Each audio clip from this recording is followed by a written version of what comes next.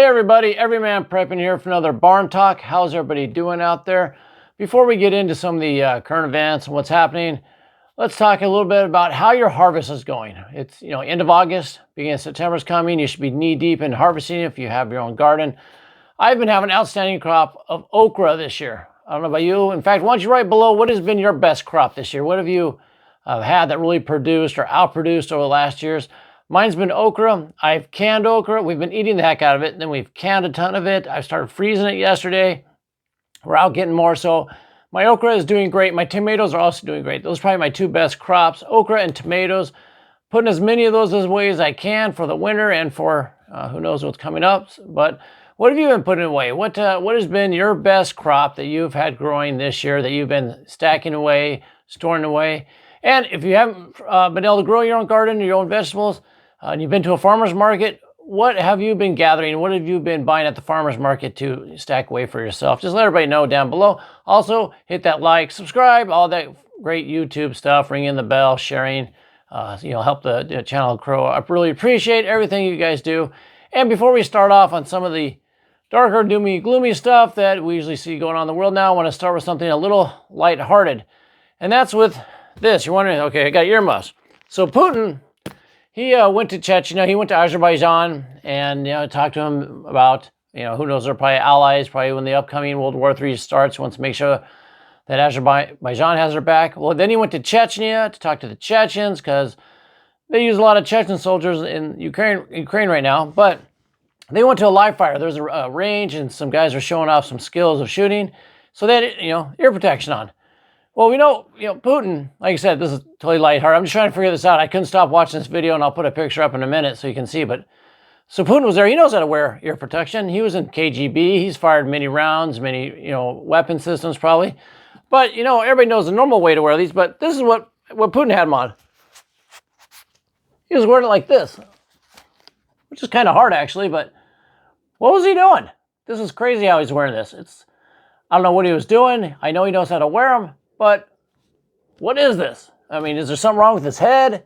Does it interfere with the earpiece or something he's wearing? I don't know, but I can't hear anything, so I'm gonna take those off. But as you can see from the photo I put up, Crazy Putin had those on. I don't know what he was doing. If you have any ideas, write it below. Like I said, has nothing to do with anything going on, but I just found that I couldn't stop watching the video clip of him walking around with those on, wearing them upside down. Crazy, I don't know. Anyway, moving on. Let's see what else we have to talk about here. I got my other second device here of notes. We have Ukraine basically, sending drones, bombing the heck out of stuff in Russia. They hit a ferry this morning, laden with fuel down there by the Kerch Bridge, blowing it up. They've been sending drones into Moscow. One of the largest attacks on Moscow happened last night. Yesterday, they're flying almost basically to the Arctic Circle and beyond. There's a nuclear air base way up there by Finland that they send drones to. No way that came from Ukraine. It's like 1,800 kilometers. So my idea is it either launched from Finland. Some people are saying it came from the Baltic Sea, but still had to fly over Finland. And if it did, you can tell me that Ukraine has its navy in the Baltic Sea launching these. If it is, it's NATO. But anyway, Ukraine's going full bore. They're in the Kerch region as well. They're still occupying that time and, occupying the towns and invading and slowly grabbing more territory, which leads me to, talk about, okay, why hasn't Putin gone scorched earth and got him out of that area? Why is Ukraine still inside of Russia? Yes, it's, some say it's tactical. They're staying there as long because they're bringing Russian troops from the south and from the Belarus side, and they got to come now, and it's going to open up some attack avenues to gain some land back by Zaporizhia or Donetsk or one of those, because they had to move troops. I don't know, but I see it as another way. Kind of maybe it's a Pearl Harbor type situation, where some people say that the attack of Pearl Harbor was known, and the U.S. government, maybe kind of let it happen because they needed to get the United States into the war. They really wanted the war to happen. The powers that be back then, and the American public didn't want any part of it. They were supplying some weapons, some money, but they didn't, very isolation. They're isolationists. They didn't want to get involved in the war. It had nothing to do with the United States. Well, that's not what the government wanted, and that's not what 1940 industrial complex wanted. So, if you kind of let Japan, maybe it's coming and you let them bomb Pearl Harbor and sink a bunch of ships, well, the American public up in arms, got to go to war, let's go, let's do this thing. Well, it's this kind of same situation where, Putin has a good approval rating, but maybe he needs more Russian people behind him. He needs the Russian people behind him for a mass attack he's going to do, whatever he has planned. He needs to rally the Russian citizens, so you kind of let this go on. You let Ukraine get a little foothold. You let them get in there, and then until the Russian people cry to, decimate them, go hard of them, to, really, for that rallying cry, we got to totally dismantle Ukraine. We got to put them down. And so maybe it's one of those situations going on. It's a thought I had. What do you think? I don't know. Also, comment below what you think about that. Other people say, well, it's the Russian tactic. They're going to let them go in, they're going to envelop them and cut them off from behind and just eliminate everybody. They're taking their sweet time if they're doing that. I truly believe it's more of a Pearl Harbor type thing going on where they need some support, kind of let it happen, then go in and say, okay, we got the support of the Russian citizens. We're going to, take this out. All right, what else do we have? We go besides all the Ukrainian drone strikes going on. What I have here? We have the USS Abraham Lincoln switching to the Middle East. It's arrived in the Mediterranean. It's there now. So it's 3 aircraft carriers ready to go. Iran still hasn't done anything. They keep doing these drills. They got another noticed of airmen out today. They're going to fire some missiles. Have they backed down? Have they decided not to? Or are they just playing the waiting game? They're just doing these drills, putting these noticed airmen out, closing the airspace. So Israel and the United States don't know when they're going to do it. If Iran spreads out all their attacks and they're just doing training, not really going to attack, you don't know when it's going to come or how it's going to come. Maybe that's the tactic they're using. Maybe they're waiting to see, maybe they're waiting for Hezbollah to get ready. They're waiting for Yemen to get ready. They're waiting for the militias in Iraq to get ready so they can all go at once. Because if they don't go all at once and really hurt Israel, they know Israel and the United States are going to pound them and pound them hard. And they're going to, so if they're going to do the first shot, they got to go for the kill shot, right? If I was thinking, if I was Iran, I'm going to do this, I'm going for a grid down in Israel, punish the citizens. I'm taking out the nuclear plant. I'm taking out infrastructure. I'm taking out electrical. I'm hitting the military sites. And we're doing it all at once. We're hitting the ports. We're hitting the infrastructure. We're hitting the fuel. We're going to try to cripple them so when they come back after us, they can't do it as strong. So maybe they're building up for that. That's the stats they're at. Like I said, they issued this notice to airmen today that they're going to fire missiles again, just practicing. Is it something where they're United States has eyes from satellites, so they showing one thing on the ground but planning something else in tunnels? Are they just trying to lull, like I said before, play rope-a-dope with the Israelis to lull them to sleep? Who knows? Moving on from that, we also had come out a day or so ago that back in March, Biden basically put out that he has ordered the U.S. forces to prepare for a possible coordinated nuclear confrontation with Russia, China, and North Korea. Not sure you heard about this, but as a memo we put out, supposedly it was leaked. Was it leaked on purpose or was it truly a leak? I don't know. I mean, maybe you leak it on purpose because it's a message to China, Russia, North Korea, Iran that, hey, we're prepared. You come after us nukes, we're prepared. We are ready to hit you back. So it's one of those deterrents, things, or you're bluffing. You leak this because you're really not prepared. You're just telling you're prepared to scare them off. That could be a possibility. Also, there's a possibility, well, yeah, they're really afraid that North Korea or China or someone's going to pop off a nuke on their own, and we got to be ready for it. But not a good sign that this came out, no matter what the reason was. Because if it's a bluff, I'm pretty sure other countries might see through it. They get their own intel and know that. So who knows? And what else do we have here to talk about? We talked about that.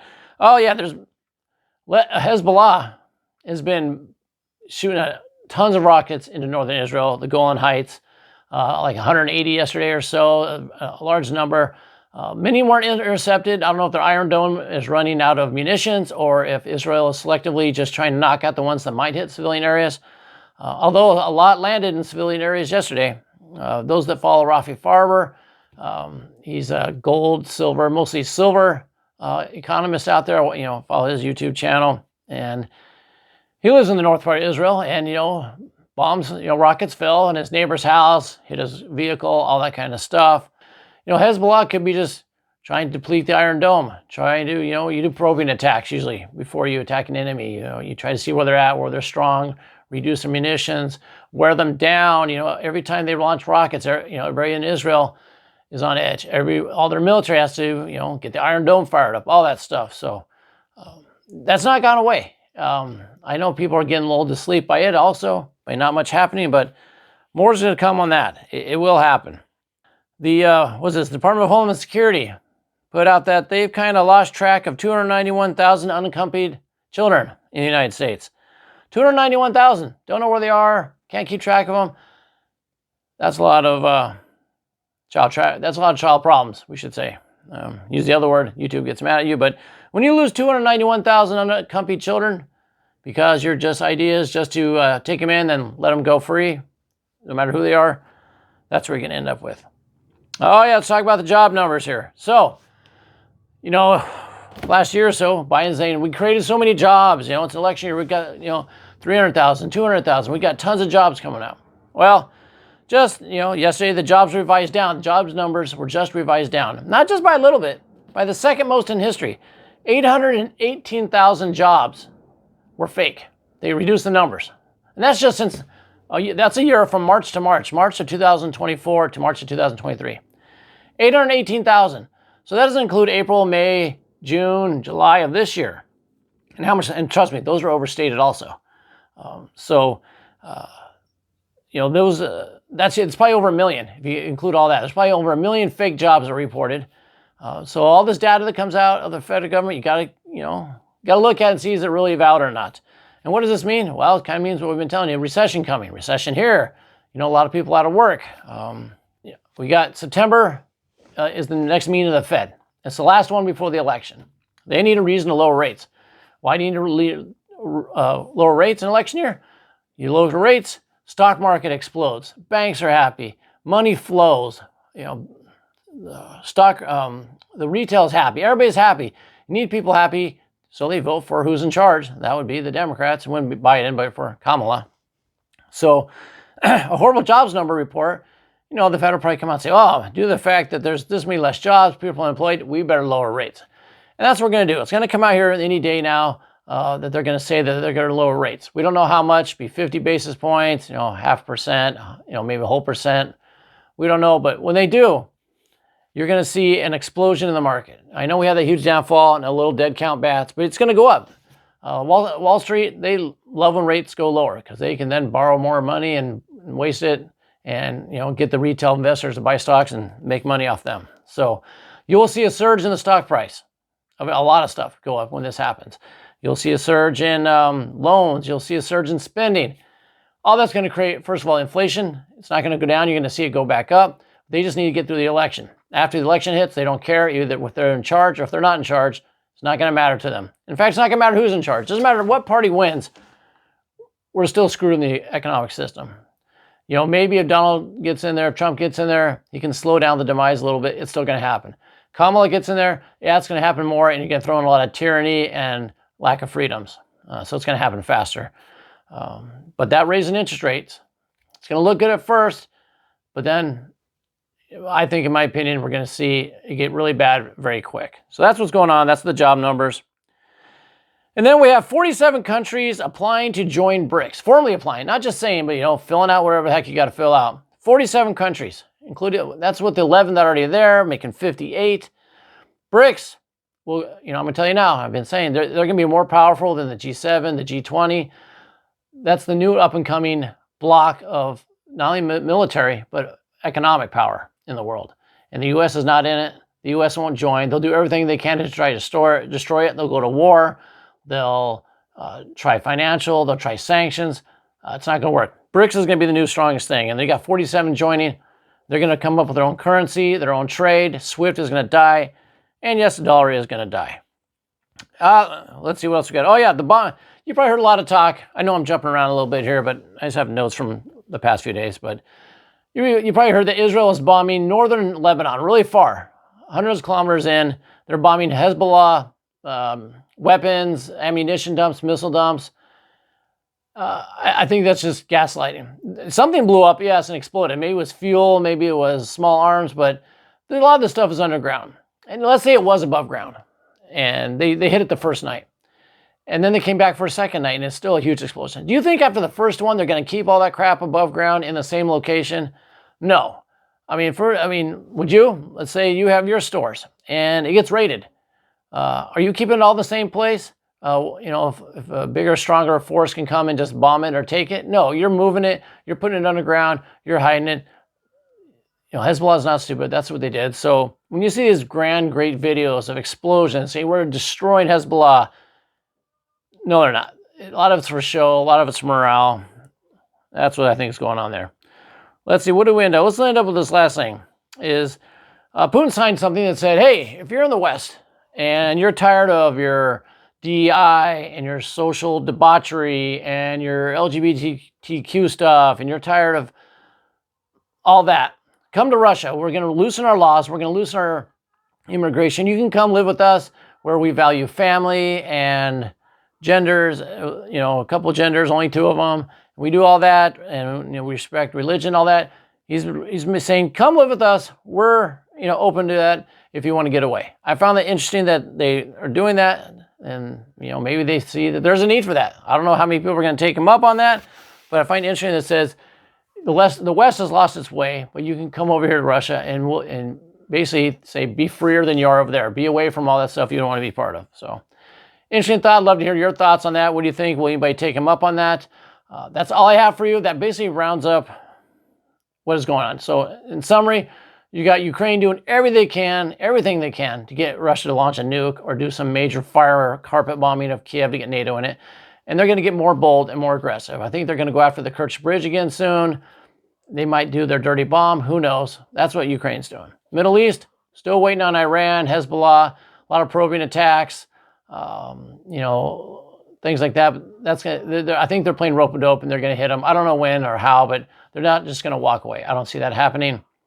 And then in the East, China's been very quiet. North Korea has been very quiet. We haven't heard Kim Jong-un doing any crazy balloon tactics, any threatening, any warmongering, any ballistic missile firings for over a couple months. Very quiet. Quiet China, quiet North Korea worries me actually, because when they're doing the little things, it's just for show, for blustering, not doing something big. When they go quiet, I expect something to happen. And if I was them, with the United States being down right now, maybe on 3 fronts, why not take advantage of it? If I play devil's advocate, which you should in your own prepping, in your own community, is, you want to say, well, what would an enemy do to me? How are they going to come at me? If I'm down right now, if I'm not as trained or as stocked, how could they get to me? How could they hurt my community, my family? Well, look at the United States.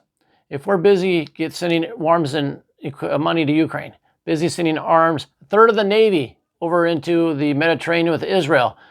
And then if we also out in the West contending with Taiwan, we're split 3 ways.